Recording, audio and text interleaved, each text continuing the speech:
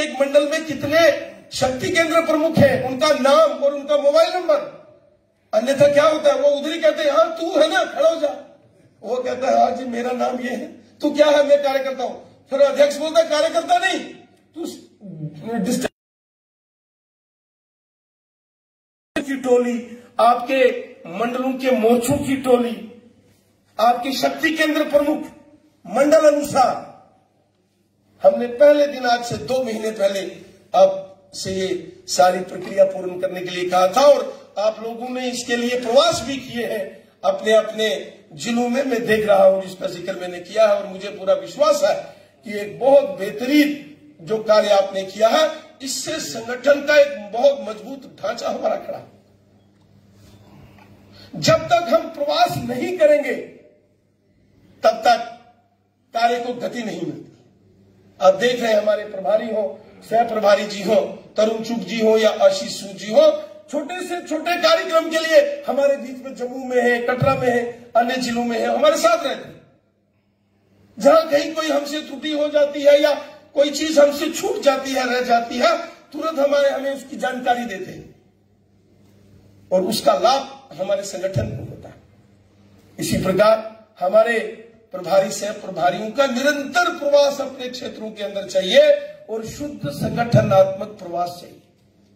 हमारे जिलाध्यक्षों को भी प्रभारियों के टूर मंडलों तक रखना चाहिए, केवल जिला हेडक्वार्टर नहीं, बार बार एक की जगह आना और वहां से चले जाना।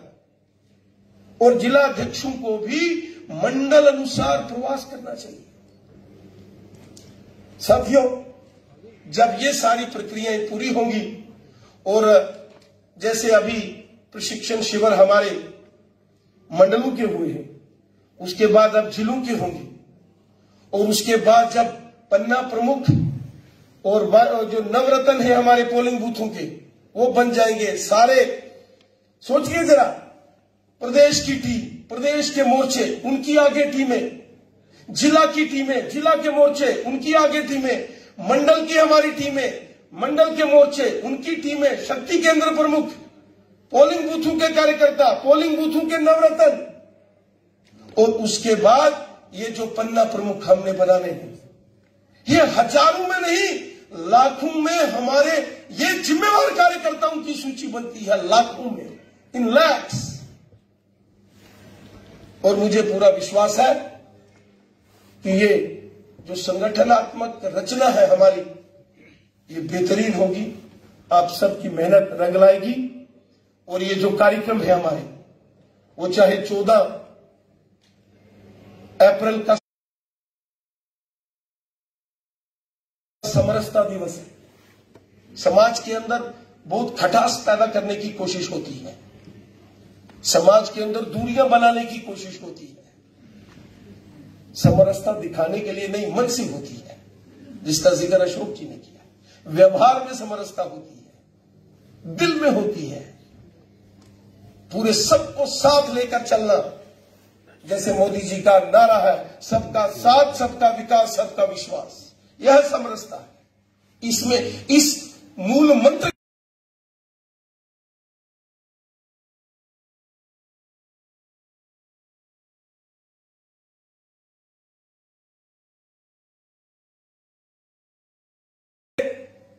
बैठक थी दिल्ली के अंदर 21-22 फरवरी को। हमारे माननीय राष्ट्रीय अध्यक्ष जी ने कहा, ये हमारा पार्टी का स्थापना दिवस है, करोड़ों करोड़ भारतीय जनता पार्टी के कार्यकर्ताओं के लिए यह प्रेरणादायक दिन है। हमारे लिए ये उत्सव के जैसा दिन होता है, उत्सव है, त्योहार है। ये दीपावली और ईद और गुरुपर्व के जैसा त्योहार है 6 अप्रैल का। और पार्टी ने तय किया है, आप सबने मिलकर तय किया है कि 6 अप्रैल अपने अपने पोलिंग बूथों के अध्यक्षों के घर में झंडा लगाना है। जो मेरा पोलिंग बूथ है, मैं वहां अपने पोलिंग बूथ के अध्यक्ष के घर में जाकर, वो पोलिंग बूथ का अध्यक्ष झंडा लहराएगा, मैं उस दिन उसके साथ खड़ा रहूंगा। उस पोलिंग बूथ की सारी टीम 6 अप्रैल को उसके घर में होगी। और ये जिला अध्यक्षों की जिम्मेवारी है कि मंडल अध्यक्षों के साथ बैठक करके तुरंत अपने अपने पोलिंग बूथों के जो अध्यक्ष है उनकी नेम प्लेट्स बन जाए, उस दिन वो नेम प्लेट्स उस पोलिंग बूथ के उस ध्वजारोहण के कार्यक्रम में जो सबसे वरिष्ठ हमारा कार्यकर्ता होंगे, नेता होंगे, उनके हाथ से उनकी नेम प्लेट उनके गेट पर लगनी चाहिए, ध्वजारोहण होना चाहिए। वरना पोलिंग बूथ का अध्यक्ष हमको कब याद आता है? जब इलेक्शन में हमको अंदर बिठाने के लिए पोलिंग एजेंट ढूंढना होता है। वो हमारे लिए लड़ता है पोलिंग बूथ पर, धक्का मुक्का करता है, लेकिन उसकी बाद में पूछताछ नहीं होती है। ये कार्यक्रम इसीलिए है कि हमारे पोलिंग बूथों के कार्यकर्ता, पोलिंग बूथों का अध्यक्ष, उसका मान सम्मान बढ़ना चाहिए। और इसके लिए भी जितने भी हमारे जिलों के प्रभारी और सह प्रभारी हैं, ये नोट करें, ये कार्यक्रम की सफलता जिलों के प्रभारियों और सह प्रभारियों की मेहनत के ऊपर डिपेंड करेगा। आपने जिला अध्यक्षों के साथ समन्वय करके, बैठक करके, सारी रचना करके 6 अप्रैल के कार्यक्रम को जबरदस्त कार्यक्रम करना है। इसके लिए आज से ही कार्यक्रम शुरू होना चाहिए। प्रदेश से युद्धवीर सेठी जी इसको कोऑर्डिनेट करेंगे। रेगुलर बेसिस पर हमारे जिलों में से कौन इस कार्यक्रम को देखे, ये जिला अध्यक्षों ने प्रभारियों से प्रभारियों के साथ बैठ के कोई ना कोई कार्यकर्ताओं की को यह कार्य जिला स्तर पर भी देना पड़ेगा और मंडल की टीम में भी किसी न किसी को यह कार्यक्रम की जिम्मेवारी देनी पड़ेगी, तो जाके यह कार्यक्रम सफल हो। इसी प्रकार समरसता दिवस 14 अप्रैल को आएगा, वो भी बड़े पैमाने पर वो कार्यक्रम अच्छे तरीके से यह कार्यक्रम संपन्न हो। दिन भर की चर्चा में बहुत सारे विषय जो हमारे सामने डिस्कस किए गए, वो चाहे डिलिमिटेशन का विषय था, कानून की प्रक्रिया, कानून से बाहर, कानून से बड़ा कोई भी नहीं है। हम अपने अपने विचार रख सकते हैं, जहां गड़बड़ हुई है, जहां किसी ने गड़बड़ धोखा किया है, हम उसको निकाल सकते हैं, वो गड़बड़ घोटाला दूर किया जा सकता है। लेकिन कोई ये कहे कि कोई कानून से ऊपर होकर कार्य कोई कर सकता है क्या? हमारे देश में प्रधानमंत्री जी भी संविधान को प्रणाम करके शपथ लेने के लिए गए थे। We the people of India, जब वो शपथ लेते हैं, वी पब्लिक को हम रिप्रेजेंट करते हैं, और इसलिए हमारी यह जिम्मेवारी बनती है कि हम सारे जम्मू कश्मीर की चिंता हम करते हैं।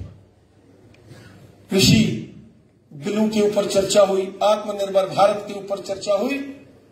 प्रधानमंत्री जी ने जो मिशन दिया आत्मनिर्भर भारत, बहुत साल पहले हम छोटे छोटे होते थे, एक स्वदेशी की मूवमेंट शुरू हुई थी। वो जब दंगल प्रस्ताव आया था, गैप, उसके विरोध में स्वदेशी जागरण मंच ने वो बहुत बड़ा अभियान पूरे देश भर में चलाया था। स्वदेशी अपनाएं, अपने घरों के अंदर स्वदेशी वस्तुओं का हम प्रयोग करें, अधिक से अधिक प्रयोग करें। उसी से आत्मनिर्भरता भारत आर्थिक दृष्टि से सशक्त होगा।